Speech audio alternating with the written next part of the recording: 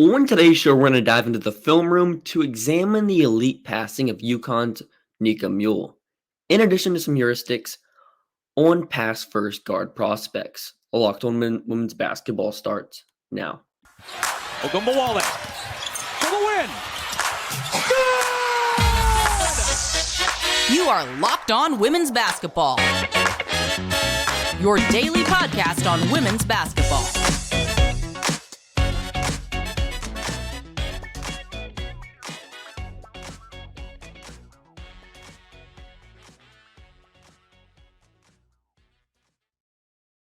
Welcome. You are Locked On Women's Basketball. My name is Hunter Cruse, and I'm the Saturday host covering the WNBA draft and college basketball at large. Thanks for making Locked On Women's Basketball your first listen every day. And remember, Locked On Women's Basketball is free and available on all platforms, including YouTube. And it's especially important today because at some point in this episode, we'll get into the film breakdown, and it's better suited for video. So head to YouTube and subscribe to get a visual look at the film we're breaking down. Today's episode is brought to you by BetOnline. BetOnline has you covered this season with more props, odds, and lines than ever before. BetOnline, where the game starts. So before we get into the meat of this episode, I want to pose a question for viewers, which is, what player has been the most fun to watch for you this college season? So we'd appreciate if you gave us with your responses below, and we'll make sure to get back to you and share opinions on who's been fun, who's been super exciting to watch. Maybe it's a team as well. So for me, it's Diamond Miller, but Nika Mühl, our discussion today, is up there just in terms of entertainment and production. So speaking of her production, at the very moment, she's averaging 5.4 points, 9.8 assists, 3.0 turnovers, and 3.0 steals in 33.5 minutes per game. So she has, in terms of rate stats, she has a 40% assist rate, which is tops in the country, 100th percentile. She has a 3.25 assist to turnover ratio, which is in the 99th percentile, which is like right up there with the best of them in the country. And her usage rate is 11.0%. Usage rate is, and that's a low number. That's 5th percentile. So bottom, in this case, a low number is bad. So it's one of the worst. It's also pretty decent to the point where, so usage rate can kind of be described as your load within an offense. It's how much production you're providing. Let's see an official definition for usage rate. So usage rate is the percent of a team of players involved while on the court. So a low usage rate is super unique considering her role. She's got the ball in her hands almost every possession. I mean, later we'll start breaking down her film against NC State where she had 15 assists. She had the ball in her hands almost every possession, and that's considering where she's playing with like Aaliyah Edwards. She's playing with AZ Fudd. So it's interesting because in this context, and we'll get into this heuristic right now. So in the context of basketball, heuristic is like a perspective and a simplistic look to kind of describe something that was like is being examined or questioned. I know that sounds like a bunch of words, but in this context, I mean, we're just trying to use analytics to generate a query, which is just, a stat filter. If you've ever used Her Hoop Stats, or if you've listened to our podcast before on Saturdays, we'll bring up these queries. We'll add stat combinations to see what players from a historical context can fit within like a stat window. So for this one, I wanted to see what players, like I said earlier with the usage rate, which players had a 35% assist rate and less than a 15% usage rate. So this list is pretty interesting. Obviously, at least 20 minutes per game, which is just a good baseline to say, okay, they're top 7, 6 in their rotation. So this is our list. So Nia Johnson at Baylor, she did that 3 times. There's also Callie Burna at Arkansas, Lena Dottie at Mizzou, Radhika Patton at Oklahoma State, Erica Bean at Utah, and now Nika Mühl. So that list doesn't have any WNBA talent per se. And outside of Mühl, most recent player was 2016-17 with Bean. So from a WNBA standpoint, her statistical profile doesn't scream draft prospect because her offensive production is just it's so limited outside of her shooting, which is not outside of her passing ability. There's some times where she's not looking to make a play at the rim, where she's got her decision making, where her processing is stuck on passing. Sometimes it's the opposite way, where some players, their processing is like, okay, I'm going to score. With Mühl, it's backwards in a way. Her jump shots got a little bit of problems. It's very push instead of being more fluid up and down. So she takes like four attempts per game, around that number. Her free throw shooting isn't the best, but she doesn't take a lot of attempts either, just because whenever she gets to the rim, her decision making is usually, okay, I'm going to pass. And I'm going to pass most of the time, which is a main thing that she's done this season. We can talk about the absence of Paige Beckers, which is a big thing. UConn's had so many injuries this season, some that were just like bad luck. But in Paige's circumstance, that was their best player. It's debatable with AZ Fudd, but she's the better player, I would say, and in terms of ball handling as well. So that taxed Nika Mühl with more on-ball reps. She was always going to have a bigger role this season, but whenever Paige goes out, instead of having more secondary reps, she's getting more primaries, and that's come with her being the lead guard. So coming up shortly, we'll dive into the film on Nika Mühl's elite passing display. You're hanging out with some friends and putting back a few drinks. A few becomes a few too many. As the evening comes to an end and people start to head home, you think of calling for a ride. Nah, you live nearby. You can make it home okay. It's no big deal.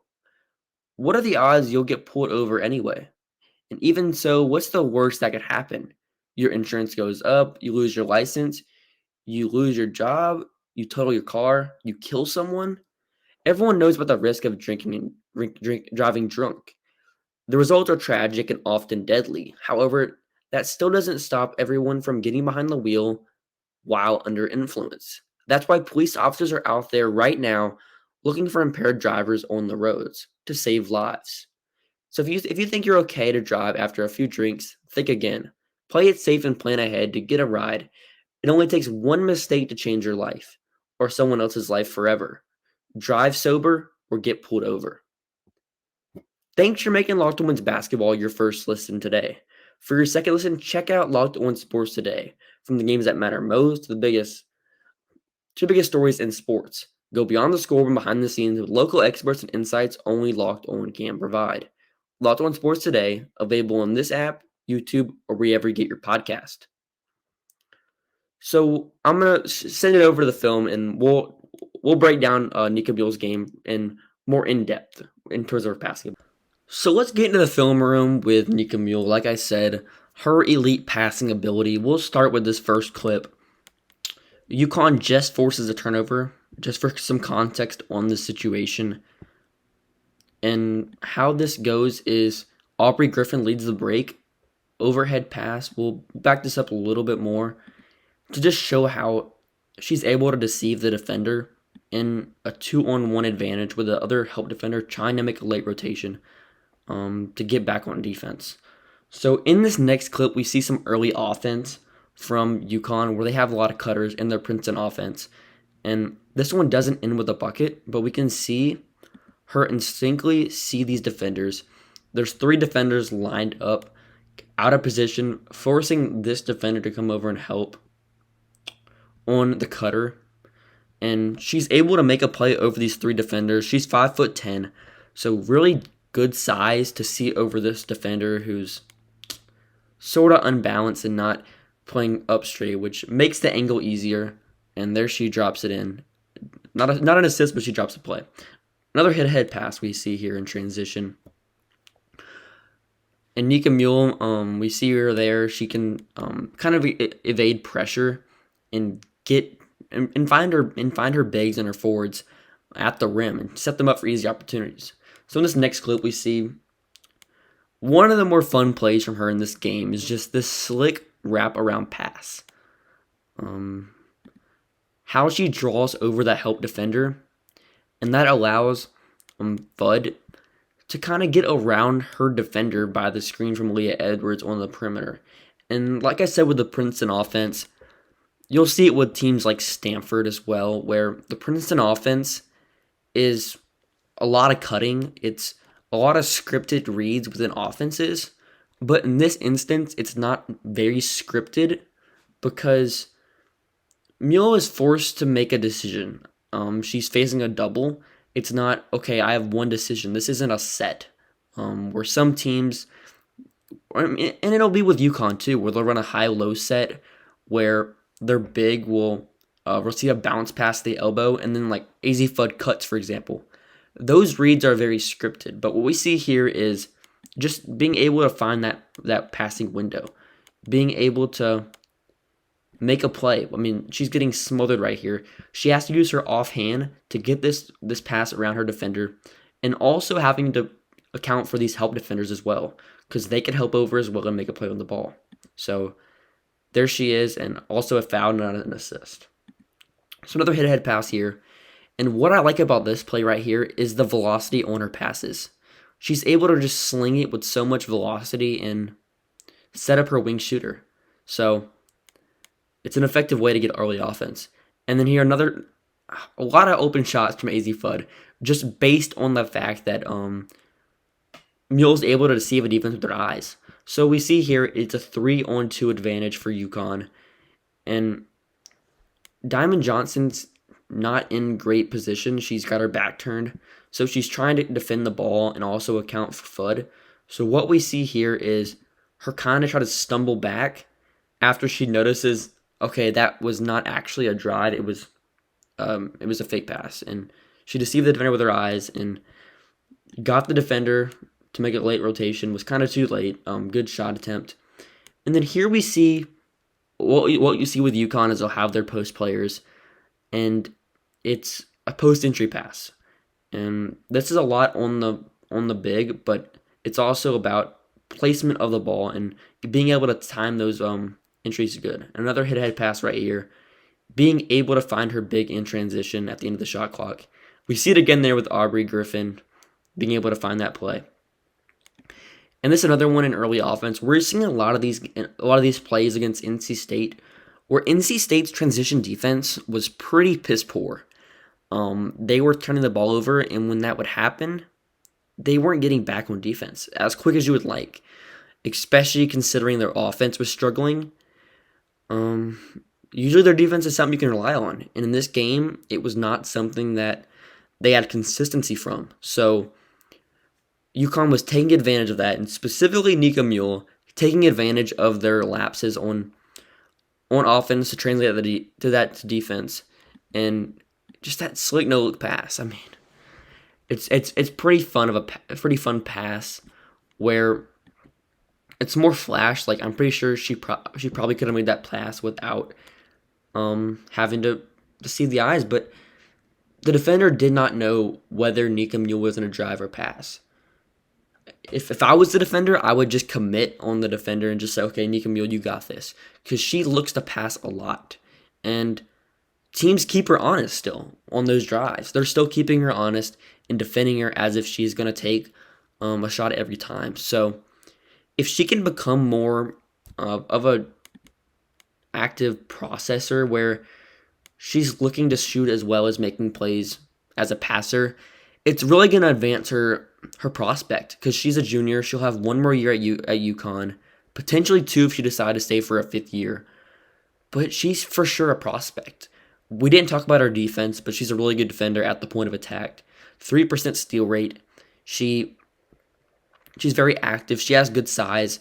And it's a European-style point guard, where in Europe, it's more team-based actions, where it's very prevalent in the WNBA, but in this instance with someone like Mühl, her passing is so flashy, like Marine Johansson, another European player, where they just make some of the most like fun and just awesome passes. And if Mühl can just advance as an offensive player, nowhere near to Marine Johannes, that is a That's a lot to expect, but if she can just become someone that's shooting a good amount of attempts per game and also combined with her passing, this is a real prospect and could potentially be a first rounder next season. BetOnline.net is your number one source for football betting this season. Find out your latest player developments, team matchups, news, podcast, in-depth articles and analysis on every game you can find. The latest, the fastest and easiest way to check on all your favorite games and events, including MLB, MMA, boxing, and golf. Head to betonline.net or use your mobile device to learn more. BetOnline, where the game starts. So I really appreciate you guys for checking out this episode.